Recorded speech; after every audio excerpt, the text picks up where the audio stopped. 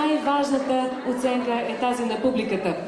Искам да ви представя онези, които спечелиха зрителския вод на конкурса за българска детска песен на тази годишната Евровизия, солистката Мариям Маврова и вокална студия Тъга с тяхната песен "Чуден сън".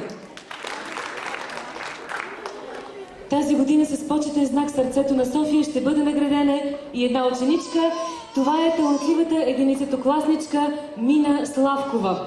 Специалност икономическа информатика в Националната търговско-банкова гимназия, председател на ученическия съвет там и член на ученическия парламент на община Триадица. Мина е носителка на редици индивидуални и отборни национални и международни награди от престижни ученически форуми у нас, Щатите, Швейцария и Словакия. Моля Мина да излезе тук на сцената, а наградата ще връчи госпожа Ваня Кастрова, началник регионално столичен инспекторат по образование София град.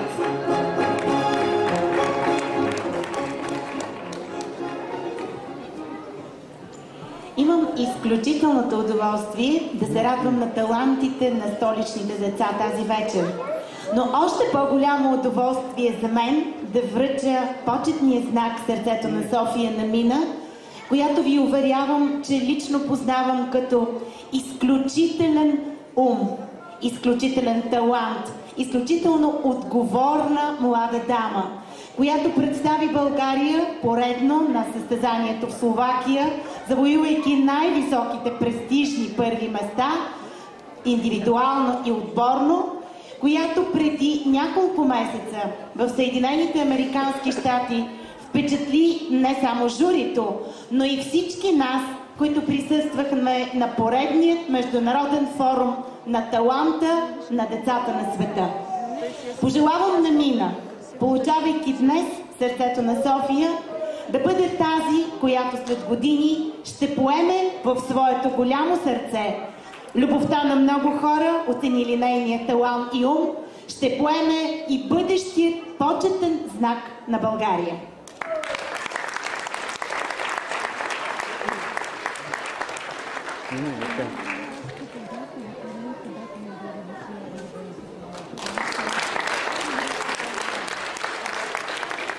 Бих желала да изразя огромната си благодарност за тази награда. Тя е голяма отговорност за мен. Не само признание, но и отговорност. И обещавам, че и занапред ще защитя тази награда. Бих искала да благодаря на всички преподаватели, благодарение на които съм станала този човек. Искам да благодаря специално на госпожа Емилия Иванова, директор на Националната търговско-банкова гимназия, която не спира да ни дава възможности за изява. Не само на национално ниво, но и на международно ниво. И тъй като Коледа наближава, а Коледа е празника на семейството, разбира се, бих искала да благодаря и на родителите си, без които нямаше да бъда този човек сега. Те ми дадоха една много добра основа, върху която аз успях да надградя. Надявам се да продължавам и да надграждам в същия дух. Искам да ви пожелая весели празници и успешна нова година. Благодаря. Също така, на това прекрасно дете Акцента Карновски връчва и почетната диплома и нека много да са нейните успехи. Заповядай.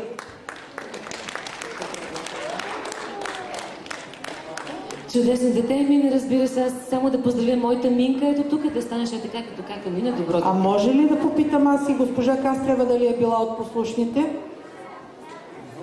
Постарала съм се. И ние така разбрахме. И за това дядо Коледа, нали може? Ето, дядо Коледа каза, може, неговите джуджета знаят всичко. Заповядайте, госпожо Кастрева, и весели празници, и все така слънчева. И винаги се отдайна. Благодаря ви много. Следващият изпълнител също е носител на почетния знак "Сърцето на София", известен български инструменталист, певец, композитор от